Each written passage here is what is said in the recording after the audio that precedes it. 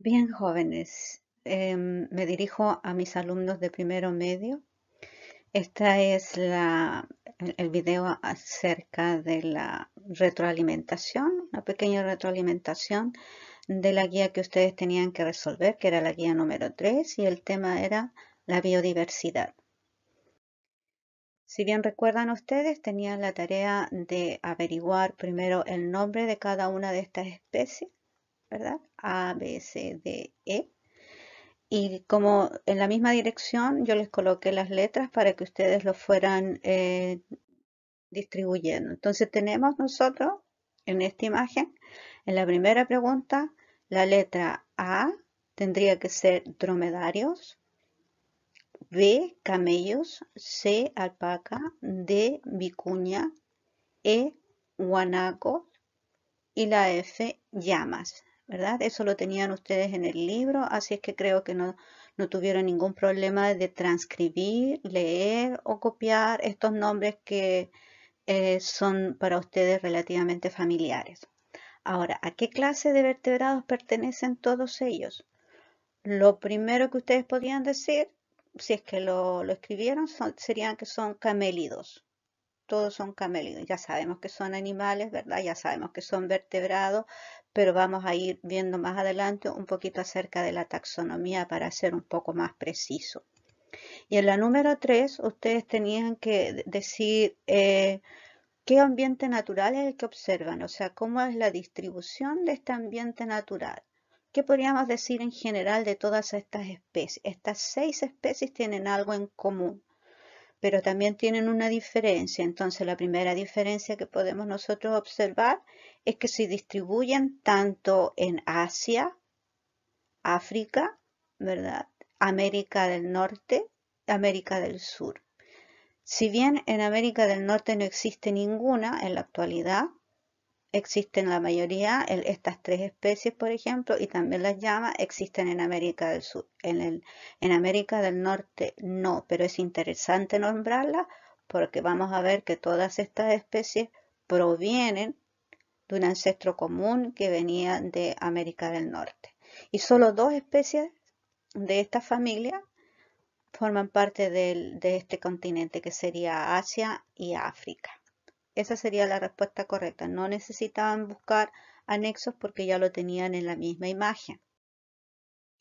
En la número 4 nosotros vemos ciertas regiones, dice, de Australia. Acá nos mezclan Australia, pero no nos señalan que hay ninguna de estas especies se encuentra acá presente, probablemente una de ellas, ¿verdad? Estaría ahí. Dice, tiene condiciones similares a los ambientes. Esta pregunta yo la saqué del mismo libro, está un poco mal formulada, diría yo, poco clara, más que mal formulada, sino poco clara. Pero se refiere a que una de estas especies que se encuentra acá en Australia se pregunta por qué no existe de manera natural en ella. Ya, porque sabemos que la distribución de todas estas especies son estos puntos, azules y rojos, pero no en Australia. Sin embargo, hay en Australia. Entonces, la respuesta correcta es que estas especies fueron introducidas más o menos en el siglo XIX, fueron introducidas a Australia por los británicos. Eso es sería la respuesta correcta. ¿Qué especies de la figura 1, ya esta es la figura 1 nuevamente, son más semejantes entre sí? Entonces, cuando uno mira esta imagen, uno sabe también por conocimiento general, uno sabe que estas dos especies se parecen mucho más. Si bien hay diferencias entre ellas, pero son mucho más cercanas que estas con respecto a esta otra. Ya por el mismo hábitat nosotros sabemos que en la parte de anatomía les hace una diferencia que es bien evidente visualmente. Entonces podríamos decir que las especies que se asemejan entre más serían los dromedarios, ¿verdad? Con los camellos y después vendrían las vicuñas con las alpacas, las llamas y, ¿cómo se llama? Los guanacos, que serían las otras relaciones entre ellos, para no ser más específico. Si contestaron de esa forma, correcto. ¿A qué se deben estas semejanzas, dice, entre sí? Bueno, primero podríamos decir, tal vez porque tienen todos un ancestro común, pero principalmente por la distribución geográfica que ellos comparten, ¿verdad? Eso les da ciertas características que lo hace mucho más semejante. En la siguiente pregunta, ustedes tenían que averiguar acerca de quién era Theodosius. Yo le puse acá en rojo porque la pregunta que ustedes recibieron en la guía no aparece el nombre, sino solo el apellido, pero ustedes lo podían ya encontrar. Theodosius Dobzhansky, ¿verdad? ¿Quién era él? ¿Y cuáles fueron sus aportes dentro de la biología? Acá hay un aspecto que tienen que decir. Él era por lo visto nacionalizado norteamericano, pero de descendencia rusa, podríamos decir al revés. Él era ruso en realidad. Yo tengo entendido que él nació en Nemirov, en lo que actualmente es Ucrania, por ahí por el año 1900. ¿Ya? Y es un genetista. Ese es el aporte principal dentro de la biología, que se considera un genetista de envergadura. Ahora, ¿cuáles fueron sus aportes principales? Dice, entre sus obras que se destacan, se encuentra la genética y el origen de las especies en 1937. Bueno, no vamos a decir que es lo mismo que hizo Darwin. No, Darwin por supuesto que fue el primero en hablar acerca del origen de las especies, pero ¿cuál es el aporte principal si se fijan en los años, es posterior a Darwin? Él agrega el aspecto fundamental que es la genética, es decir, la herencia. También lo hizo a través de la herencia humana. Y un texto que ustedes tenían en el mismo libro que podrían haber adherido ahí es que él aporta a la biodiversidad, o a la biodiversidad lo explica como que es causada por las modificaciones genéticas que se heredan de generación en generación, y esto causa diversidad en las características, lo que permite la adaptación y la selección de los organismos mediante el proceso evolutivo durante el tiempo. Eso vendría a ser el aporte principal. Lo tenían también en el libro, así es que no era mucho trabajo. Y por último, les pregunto yo a ustedes acerca del nombre científico. Acá se los dejé escrito y los tengo que mostrar porque hay algo que quiero agregar. Los dromedarios se llaman Camelus dromedarius. El camello se llama Camelus bactrianus. La alpaca se llama Vicuña pacos. La vicuña se llama Vicuña vicuña. El guanaco se llama Lama guanicae. Y la llama se llama Lama glama. Les escribí esto acá de esta manera, o se las marqué con colores diferentes, porque estas dos especies se diferencian porque son domésticas. La alpaca y la llama son especies domésticas, mientras que la vicuña, el guanaco y vicuña y guanaco no lo son. Ellos son silvestres, especies silvestres. Dromedarios, si ustedes se fijan también que una de las cosas que los acerca más incluso a las especies es porque los dromedarios y los camellos tienen el mismo género. Son distintas especies, pero tienen el mismo género. Es decir, la primera palabra del nombre científico es genérica. Denota o denuncia al género de la especie. Y esta sería la especie. Se escriben todos los nombres científicos, siempre se escriben con letra cursiva. Cuando nosotros lo escribimos a mano, tenemos que subrayarlo. 2 rayas, una acá, la primera palabra que sería el nombre genérico, se corta la línea y después se subraya la especie. Esa es la modalidad, no es idea del profesor, es la modalidad en que se identifican las palabras o los nombres científicos en cualquier texto que yo lea, no importa el idioma. Esto es una regla internacional. Se fijan todos los nombres. Ahora, también vemos que la alpaca con la vicuña son también bien cercanos porque tienen el mismo género. Y lo mismo el guanaco con la llama. Tienen el mismo género, por lo tanto, tiene que haber cercanía entre ellas en características, porque vamos a ver acá una cosa que yo les adicioné, que es la taxonomía, ¿verdad? La taxonomía, que es el orden, la clasificación de todas las especies. para poder ordenarla en base a características específicas que van teniendo ella y se van disociando a medida que yo voy a describir la especie propiamente tal. Sabemos que todos los camellos, aquí por ejemplo me hablan de la taxonomía del camello, en este caso el Camelus bactrianus, la describió Linnaeus. Ya, después vamos a ver quién era un personaje dentro de los evolutivos, un hombre que tuvo mucha trascendencia porque es el que habla de la clasificación binomial, es el que le da el nombre a todas las especies, dos nombres, nombre genérico y nombre específico. En 1758 fue descrita esta especie. Pertenece al reino Metazoa o reino animal, ¿verdad? Subreino Eumetazoa. Yo esto lo dejé un poco claro los nombres porque no se nombran normalmente. Al Phylum Chordata, nosotros también pertenecemos al Phylum Chordata. Al subfilo Gnatostomata, esta palabra son todas latinas, tienen un significado que por el momento yo les diría, esto tiene que ver algo con el rostro, quiere decir que el rostro es muy particular de ellos, que los hace semejante hasta acá. Superclase tetrápoda significa que tienen 4 patas. Clase Mamalia.